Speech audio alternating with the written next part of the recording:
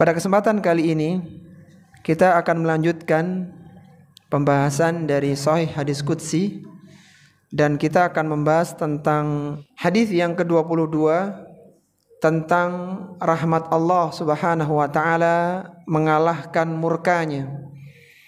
Hadis ini perlu kita pelajari dan perlu kita ingat, terutama ketika seseorang tergelincir dalam dosa dan kesalahan, maka hendaknya dia ingat hadis ini. Jangan sampai dosa yang telah dia lakukan, kesalahan yang pernah dia lakukan menjadikan dia berputus asa dari rahmat Allah Subhanahu wa taala. Hadis semacam ini perlu kita bacakan kepada mukmin, kepada muslim dan muslimah yang mereka telah menyesal atas dosa-dosa yang pernah mereka lakukan. Kita tidak membacakan beratnya siksaan, besarnya dosa yang telah mereka lakukan, tapi yang kita bacakan adalah tentang luasnya rahmat Allah, tentang rahmat Allah mengalahkan murkanya, sehingga orang yang asalnya berada di dalam jurang keputusasaan, dia akan bangkit. Dia yakin bahwa Allah Subhanahu wa taala mampu mengampuni semua dosa dan kesalahan yang telah dia lakukan. Diriwayatkan dari Abu Hurairah radhiyallahu taala anhu, Nabi sallallahu alaihi wasallam bersabda, "Lamma khalaqallahul khalqa kataba fi kitabihi wa huwa yaktubu ala nafsihi wa huwa wad'un indahu 'alal arsy, inna rahmati taghlibu ghadabi." Kata Nabi sallallahu alaihi wasallam, ketika Allah Subhanahu wa taala menciptakan makhluk-makhluknya, maka Allah menuliskan di dalam kitabnya, dia menetapkan untuk dirinya. Lalu tulisan itu diletakkan oleh Allah Subhanahu wa taala di sisinya, di atas arasy-Nya. Kita tahu arasy adalah makhluk yang sangat besar, bahkan makhluk Allah yang terbesar. Apa tulisannya? Inna rahmati taghlibu ghadabi. Sesungguhnya rahmatku mengalahkan murkaku. Hadis ini diriwayatkan oleh Imam Al-Bukhari dalam sahihnya nomor 7404, dan lafaz ini milik Bukhari. Kemudian diriwayatkan oleh Imam Muslim dengan lafaz yang agak berbeda dalam sahihnya nomor 2751. Al-Imam At-Tirmidzi dalam sunannya nomor 3543, dan Al-Imam Ibnu Majah dalam sunannya nomor 4295. Hadis ini adalah hadis yang jelas sahih ya, karena diriwayatkan oleh Imam Al-Bukhari dan Muslim, dan disahihkan pula oleh Syekh Al-Albani rahimahullahu taala dalam Sahih Ibnu Majah nomor 3467. Hadis yang tidak dipertanyakan lagi atas kesahihannya. Dan kita perlu tahu bahwa kejadian ini, penulisan ini terjadi sebelum makhluk itu melakukan dosa dan kesalahan. Baru Allah ciptakan makhluknya, Allah sudah membuat tulisan, Inna rahmati taghlibu ghadabi. Sesungguhnya rahmatku mengalahkan kemurkaanku. Makhluknya belum melakukan perbuatan, makhluk belum melakukan kesalahan, bahkan mereka belum melakukan dosa besar, itu Allah sudah mencanangkan, Inna rahmati taghlibu ghadabi. Sesungguhnya rahmatku mengalahkan kemurkaanku. Dari hadis yang mulia ini para jamaah rahimani wa rahimakumullah, hadis yang seharusnya memberikan harapan kepada orang yang tergelincir dalam dosa dan kesalahan. Dari hadis yang mulia ini keluarlah 3 pelajaran penting yang bisa kita ambil di kesempatan kali ini. Pelajaran yang pertama menunjukkan bahwa Allah Subhanahu wa taala menulis suatu ketetapan untuk dirinya sendiri. Menunjukkan bahwa Allah Subhanahu wa taala menulis suatu ketetapan untuk dirinya sendiri. Menunjukkan bahwa Allah Subhanahu wa taala menulis satu ketetapan untuk dirinya sendiri.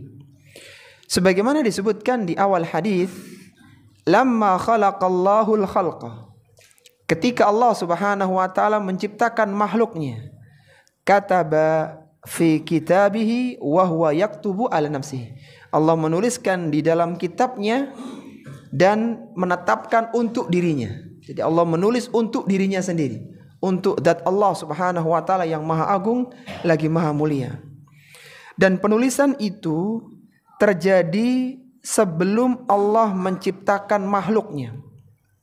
Sebagaimana diriwayatkan dalam riwayat yang lain ya, ketika kita ingin mensyarah satu hadis, maka caranya kita harus jam'ut turuq. Kita harus mengumpulkan semua jalur-jalur periwayatan yang berkaitan dengan tema itu, sehingga hadis yang redaksinya ringkas akan dijelaskan dengan hadis yang redaksinya lebih panjang. Hadis yang redaksinya umum akan dirincikan dengan hadis yang lebih terperinci lagi. Dan itu metode syarah hadis dengan hadis. Ada lagi syarah hadis dengan Al-Quran, itu lafadz hadis yang umum dijelaskan di dalam Al-Quranul Karim. Ada riwayat yang lain dalam riwayat Ibnu Majah, kataba rabbukum ala nafsihi biyadihi qabla an yahluqal khalqa. Ini istidlalnya di sini, pendalilannya di sini. Rabb kalian telah menuliskan ketetapan untuk dirinya dengan tangannya sebelum dia menciptakan makhluk, qabla an yahluqal khalqa, sebelum Allah menciptakan makhluknya. Apa tulisannya? Rahmati sabaqat ghadabi. Agak berbeda tapi maknanya sama. Rahmatku mendahului murkaku.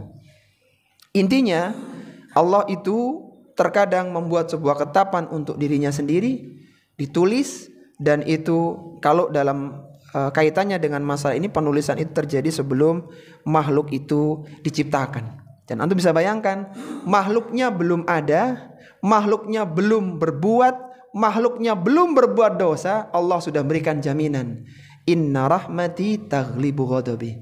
Kalau seandainya nanti makhlukku melakukan dosa, bahkan melakukan dosa-dosa besar, seandainya dia bertaubat, mohon ampunan, sesungguhnya rahmatku mengalahkan murkaku. Seharusnya dia mendapatkan hukuman dan siksaan, tetapi dia mendapatkan ampunan ketika dia mau bertaubat kepada Allah Subhanahu wa taala. Pelajaran yang kedua yang bisa kita dapatkan dari hadis yang mulia, hadis Abu Hurairah radhiyallahu taala anhu ini, menunjukkan kemuliaan tulisan tersebut. Menunjukkan kemuliaan tulisan tersebut. Menunjukkan kemuliaan tulisan tersebut. Sebagaimana disebutkan dalam hadis tadi, wa huwa wad'un indahu 'alal arsy. Tulisan itu setelah Allah menuliskan inna rahmati taghlibu ghadabi, diletakkan di sisi Allah Subhanahu wa taala dan diletakkan di atas arsy. Kita tahu arsy adalah sebuah tempat yang utama, yang besar, yang tersembunyi dari makhluknya. Tidak ada manusia yang bisa melihat arsy. Bahkan Nabi SAW tidak tahu betapa luasnya arsy, kecuali hanya dengan wahyu dan hanya dengan perbandingan, yaitu langit yang 7 lapis dibandingkan dengan kursi. Itu langit seperti sebongkah cincin, kursi seperti padang pasir. Kursi dibandingkan dengan arsy, kursi seperti sebongkah cincin, sedangkan arsy seperti padang pasirnya. Dan kursi adalah maudhi'ul qadamain, tempat kedua telapak kaki Allah Subhanahu wa taala. Hanya dengan perbandingan inilah arsy bisa diceritakan. Berapa meter perseginya tidak ada yang tahu, karena demikian luasnya arsy. Dan disitulah Allah meletakkan tulisan itu. Dan kalaulah kita boleh membuat permisalan, ya walillahil matsalul a'la, dan Allah memiliki permisalan sangat tinggi. Seandainya ada seorang itu punya sesuatu yang berharga, ya punya emas, permata, mutiara, maka dia tidak akan meletakkan sembarangan. Dia akan diletakkan di kamar khususnya. Jadi sekian banyak kamar yang ada. Di kamar itu pun diletakkan di lemari. Lemari pun dimasukkan ke dalam berangkas. Dan biasanya masih ada lagi tempat khusus mutiara itu. Di tempat itulah seorang menyimpan barang berharganya. Ketika Allah Subhanahu wa ta'ala menyebutkan bahwa Allah meletakkan di atas arasy-Nya, maka itu menunjukkan sesuatu yang istimewa. Dan kalaulah tidak ada kalimat ini, maka makhluk yang berdosa pasti akan mendapatkan adab dari Allah Subhanahu wa ta'ala. Dan ini sebagai bantahan pula bagi orang-orang wa'idiyah yang mereka meyakini bahwa pelaku dosa besar, pelaku dosa bahkan pasti harus merasakan neraka. Akidah Ahlussunnati wal Jamaah tidak demikian. Pelaku dosa, bahkan dosa besar, belum tentu dia merasakan neraka. Kalau kebaikannya ternyata bisa mengalahkan keburukannya. Dan salah satu yang menjadikan dosa terkalahkan karena dia sudah mohon ampunan kepada Allah Subhanahu wa ta'ala. Karena rahmat Allah mengalahkan murkanya. Kemudian yang ketiga, dan ini intinya, pelajaran yang bisa kita ambil adalah rahmat Allah Subhanahu wa ta'ala mengalahkan murkanya. Rahmat Allah Subhanahu wa ta'ala mengalahkan murkanya. Rahmat Allah Subhanahu wa ta'ala mengalahkan murkanya. Ini kalimat yang sangat penting. Sebagaimana disebutkan dalam akhir hadis tadi, inna rahmati taghlibu ghadabi. Sesungguhnya rahmatku mengalahkan kemurkaanku. Rahmat Allah Subhanahu wa ta'ala itu lebih dulu daripada murkanya. Kenapa? Karena rahmat itu sifat asal Allah Subhanahu wa ta'ala. Allah itu sifatnya rahmat pada asalnya.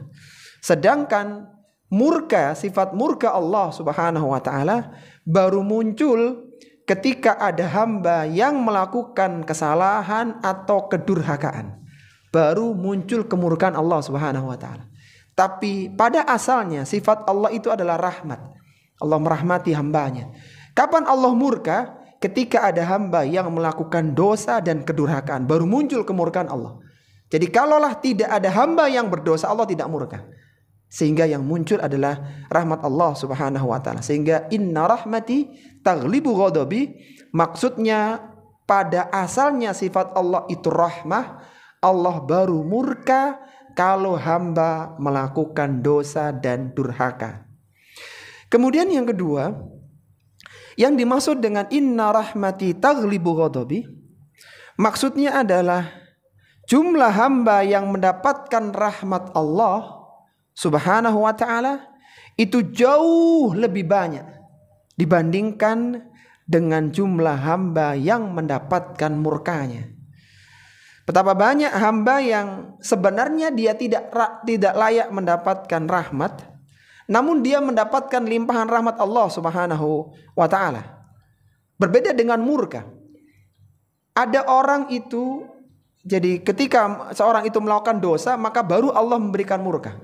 Adapun rahmat, ada orang yang seharusnya itu dia tidak mendapatkan rahmat, tapi karena luasnya rahmat Allah dia terlimpahi dengan rahmat itu.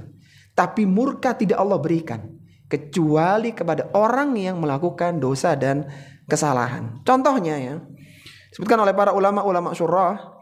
Contohnya misalnya janin, anak balita, anak-anak kecil, yang mereka belum pernah melakukan ibadah yang dianggap dalam syariat kita. Karena anak kecil itu kan ghairu mukallaf, sholat pun gak berpahala, dosa pun juga gak dianggap dosa. Mereka belum melakukan apa-apa dalam peribadahan. Tapi anak-anak seperti ini sudah mendapatkan rahmat Allah Subhanahu wa ta'ala, padahal mereka belum melakukan ketaatan kepada Allah Subhanahu wa ta'ala. Mereka belum, bayi misalnya, dia belum sholat, dia belum puasa, dia belum zakat, dia belum berhaji, masih bayi. Tapi dia sudah dirahmati oleh Allah Subhanahu wa ta'ala. Adapun murka tidak Allah berikan kecuali kepada orang yang melakukan hal-hal yang bertentangan dengan aturan Allah. Seperti misalnya seorang yang membunuh mukmin, seorang yang lari dari medan peperangan, yang semua ini mendatangkan kemurkaan Allah untuk dia. Artinya kalau dia nggak melakukan itu, dia nggak dimurkai oleh Allah.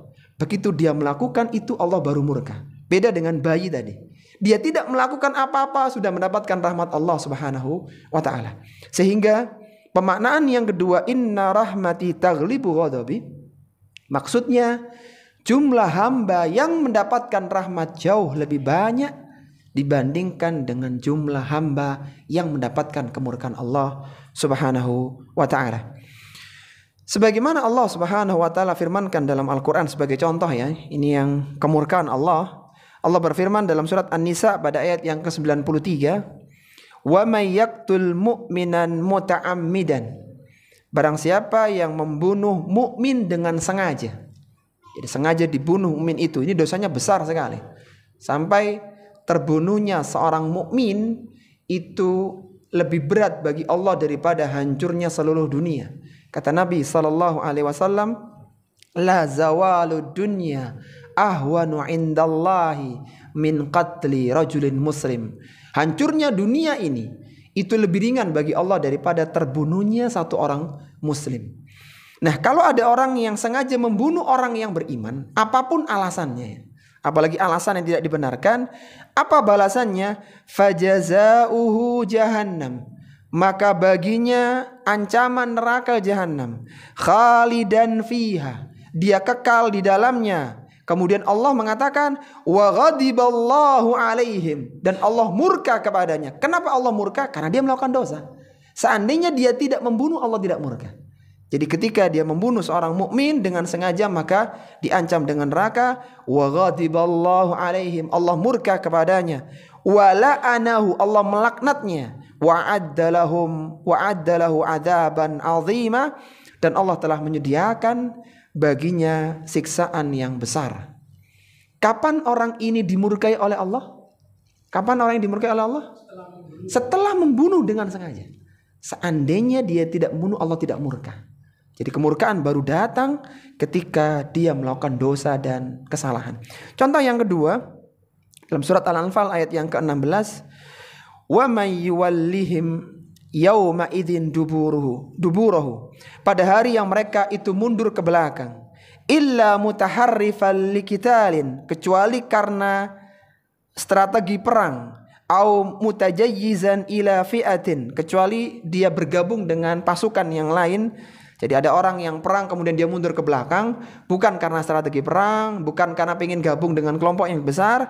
Apa dosanya? Faqad ba'a bi ghadabim minallah. Maka dia kembali itu dengan mendapatkan murka Allah. Wa ma'wahu jahannam wa bi'sal masir. Bagi mereka neraka jahanam tempat kembalinya, dan itu adalah seburuk-buruk tempat kembali. Coba kita teliti ayat yang mulai ini. Ketika ada seorang mukmin yang berjihad, maka ini pahalanya besar. Bahkan seandainya dia terbunuh di medan jihad, ada 6 keutamaan. Diampuni dosanya sejak tetesan darah yang pertama, dia tidak dikejutkan dengan kejutan hari kiamat, tiupan sangkakala, dia nikahkan dengan bidadari surga, dia bisa memberikan 60 syafaat kepada kerabatnya. Ada banyak keutamaan orang yang berjihad ini. Tapi begitu dia mundur ke belakang, saat mundur itu loh Allah murka kepadanya. Artinya seandainya dia tidak mundur, atau sebelum dia mundur, Allah murka apa tidak? Tidak murka. Kapan murkanya? Ketika dia mundur. Ketika dia mundur dari peperangan, maka itulah Allah murka. Jadi kembali lagi, semua dalil-dalil ini menunjukkan bahwa kemurkaan Allah itu baru datang, baru terjadi saat hamba melakukan kesalahan. Jadi bukan gak ada angin, gak ada hujan kemudian Allah murka, tidak ada. Yang ada Allah merahmati. Allah itu mencintai hambanya. Ketika hamba itu melakukan kesalahan, maka Allah murka. Itu pun kalau hambanya tidak bertaubat. Seandainya hambanya bertobat, maka Allah pun kembali merahmati mereka. Jazakallahu khairan. Kita tentu masih ingat para jamaah rahimani wa rahimakumullah, kisahnya Ashabul Ukhdud di surat Al-Buruj ya, yang dia membakar orang-orang yang beriman dan dia menyaksikan proses pembakaran itu. Jadi kita tahu ya, ada seorang gulam yang dia tidak bisa dibunuh kecuali dengan satu cara, yaitu dia diletakkan di sebuah pohon, di sebuah tempat, kemudian yang mana harus rajanya pun harus mengucapkan amantu bismillahirabbil gulam, dengan menyebut nama Robnya pemuda ini. Akhirnya dipanah, kena pelipisnya, mati dia, meninggal dunia. Dan kejadian itu dilihat oleh seluruh rakyat raja itu, sehingga terbunuhnya gulam justru menjadikan mereka beriman. Semuanya kompak mengatakan amantu birabbi gulam, kami beriman dengan Robnya pemuda ini. Dan raja murka sehingga dibuatlah parit yang berisi api, orang yang ingin selamat harus keluar dari agamanya gulam. Sehingga ada seorang ibu-ibu yang dia sedang menggendong anaknya. Kemudian giliran dia akan dilemparkan. Ibu ini ragu, kalau dia mati nggak apa-apa, tapi anaknya gimana? Maka bayi itu bisa mengatakan, wahai ibu isbir, ya umma isbir. Karena sungguhnya engkau berada di atas kebenaran. Jadi bayi bisa bicara dan akhirnya ibu pun dilemparkan ke dalam api itu. Nah, kejadian itu yang Allah sebutkan dalam surat Al-Buruj ya, yang itu bersambung dengan nanti kejadian di surat Al-Fil. Karena raja itu nanti akan diperangi oleh raja Nasrani. Jadi kalau kita sambung kisahnya, raja yang tadi mau lakukan pembunuhan massal rakyatnya dengan dibakar, ada satu orang yang selamat. Satu orang yang selamat dan dia orang Nasrani, itu agama Nasrani zaman itu. Dia melapor ke raja Yaman, ke raja Syam ya. Kemudian raja Syam memerintahkan raja Yaman yang sama-sama Nasrani untuk melakukan agresi penyerangan balasan. Waktu itu yang dikirim 2 orang, salah satunya itu Abroha ya, Raja Abroha. Ana lupa nama lengkapnya, Raja Abroha. Dan Abroha ini panglima perang. Ringkasnya akhirnya raja yang tadi membunuh itu berhasil dieksekusi, bahkan dia melarikan diri di laut dan akhirnya tenggelam. Akhirnya Abroha lah menguasai tempat itu, terjadi perang antara 2 panglima ini dan yang menang Abroha. Abroha akhirnya membuat sebuah tempat yang megah, yang dia pingin menjadi tempat pusatnya orang-orang Nasrani, yang disebut dengan Al-Qulais, sebuah bangunan yang tinggi, megah. Orang-orang Arab waktu itu yang dengar, karena ada tempat tandingan Ka'bah mereka, maka ada satu orang yang mendatangi dan buang kotoran di Al-Qulais itu. Sehingga Abroha marah besar, dia berjanji untuk menghancurkan Ka'bah. Karena dianggap ada satu orang yang menodai tempat ibadah mereka. Sehingga terjadilah seperti yang Allah sebutkan di surat Al-Fil itu. Akhirnya Abroha pun mati meleleh karena batu yang dijatuhkan oleh burung yang dari neraka. Taib, kembali ke kisah tadi ya, ke kisahnya raja yang membakar tadi. Allah sebutkan dalam surat Al-Buruj itu, disebutkan di sana bahwa wahwal ghafurul wadud. Yang menarik itu, Allah mengatakan wahwal ghafurul wadud. Dan dia Allah subhanahu wa ta'ala Al-Ghafur, maha pengampun, dan Al-Wadud, maha penyayang. Apa kata Syekh As-Sa'di rahimahullah ta'ala dalam tafsirnya Taisir Karimir Rahman fi tafsir Kalamil Mannan, ketika menjelaskan ayat tadi dan mengaitkan dengan kisah Ashabul Uhdud, beliau mengatakan bahwa di dalam ayat ini wahwal ghafurul wadud, dalam potongan ayat di surat Al-Buruj itu, seandainya raja yang sudah membunuh rakyatnya dengan dibakar, sudah gitu disaksikan, artinya dia bangga dengan pembakaran itu, dia bertaubat kepada Allah seandainya saja, maka Allah akan mengampuni dosanya dan Allah akan menyayanginya. Seandainya, tapi tidak, akhirnya dia dalam kekufuran. Tapi seandainya orang yang punya dosa seberat itu, dia mau bertaubat kepada Allah, maka Allah akan mengampuni dia dan Allah akan menyayangi dia. Bayangkan kalau ada orang yang dosanya tidak sekaliber itu, maka jelas bagi Allah mudah untuk mengampuni dosa-dosa hambanya. Itu ikhwati fillah, 3 pelajaran penting ya. Coba kita ulang sebelum kita pindah di hadis yang ke-23.